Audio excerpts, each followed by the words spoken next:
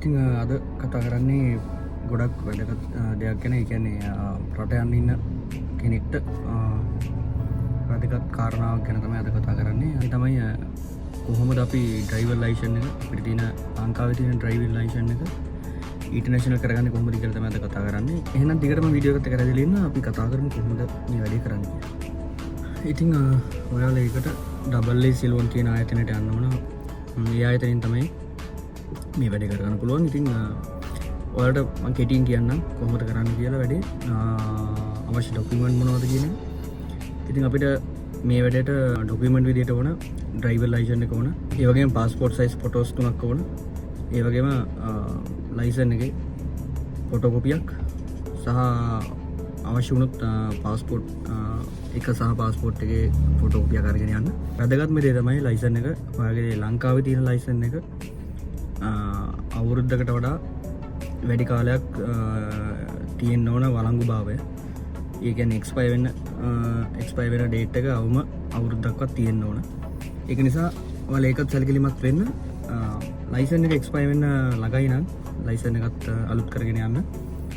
ඒක කරගන්න පුළුවන් RMV ආයතනයට ගිහිල්ලා ඔයාලට පුළුවන් ලයිසන් එක අලුත් කරගන්න එක කරන්න. ඒක ගැන කිව්වොත් ඒකෙත් one day service තියෙනවා. one day service එක නම් මට මතක විදිහට 4000යි. ඉතින් ඔයාලා one day service එක කරගන්න පුළුවන්. පැය කිහිපයක් ඇතුළත පුළුවන් අපිට ඒක සබ්මිට් කරන්න අපේ ඩොකියුමන්ට් ටික. මෙතෙන්දී ඉන්ෂුරන්ස් එකත් එක්ක අපිට 14000ක් පමණ මුදලක් යනවා. ඔයාලා අනිවාර්යෙන් ඉන්ෂුරන්ස් එකත් ගන්න. මොකද ඒක ගොඩක් වැදගත් වෙන නිසා. අපිට ඒ ඩොකියුමන්ට් බාර දුන්නාට පස්සේ දවස් 3ක් විතර ඇතුළත වැඩ කරන දවස් 3ක් විතර ඇතුළත අපිට ඇවිල්ලා කලෙක්ට් කරගන්න පුළුවන් ලයිසන් එක සහ අපේ ඩොකියුමන්ට්ස් ටික කලෙක්ට් කරගන්න පුළුවන්.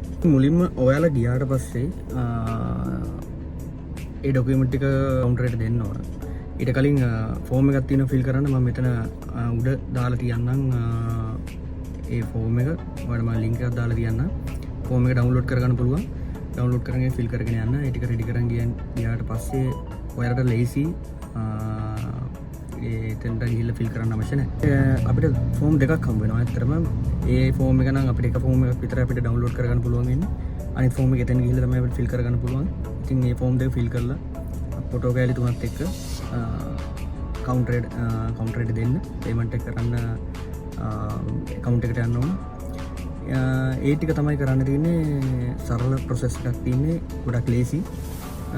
රස්ති අඩු වෙන්න වෙන්නේ. ඒ කියන්නේ ඇත්තටම හොඳ කාර්යක්ෂම සේවාවක් ලබා දෙනවා. ඉතින් ඒ විදිහට තමයි එතන වැඩ ටික වෙන්නේ. ඉතින් මම ඒ අවශ්‍ය ඩොකියුමන්ට් ටිකත් මේ වීඩියෝ එකේ දාන්න සහ අවශ්‍ය ලොකේෂන්ස් ටික සහ අවශ්‍ය ලින්ක්ස් ටික මම ඩිස්ක්‍රිප්ෂන් එකේ දාන්න. ඉතින් ගැටලුවක් තිබුණොත් අනිවාර්යෙන් කමෙන්ට් එකක් දාන්න. මම අනිවාර්යෙන් ඒකට උත්තර දෙන්නම්.